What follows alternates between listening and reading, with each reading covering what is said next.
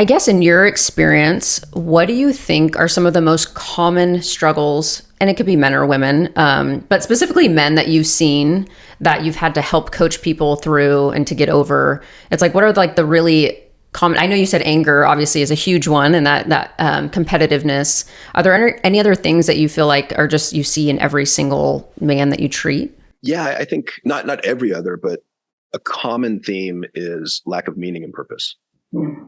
And this one really angers me because it's not their fault. And that's this whole man, I talk about this man box culture idea. One of the things I love about this idea is I can share this with men and then say, look, realize none of this is your fault. You didn't ask to be socialized like this. It just happens. However, I would argue it is your responsibility to evolve beyond it. But we're socialized in such a way, I would argue, that we're only as good as our last achievement.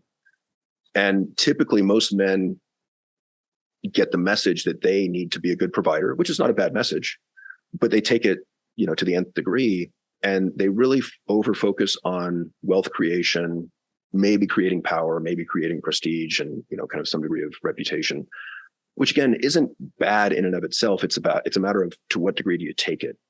Mm-hmm. And I've talked to a lot of men who are worth a lot of money at, in their 50s that did it all right, according to what they were kind of the bill of goods they were sold at a young age, right? Go to college, get good grades, get a good job, get married, have kids, get promoted, throw yourself into work, make a shit ton of money, and then you retire at 65 and then you'll be happy. That's kind of the bullshit story that we're fed, I would argue. It's completely wrong, but, and so these guys come to me at, 50 and they're worth 10, 100, hundreds of millions of dollars, I don't know. And they're like, I'm miserable. I'm like, yeah, not a surprise. And by the way, congratulations, you did a hell of a job. Like, you did everything you were supposed to do.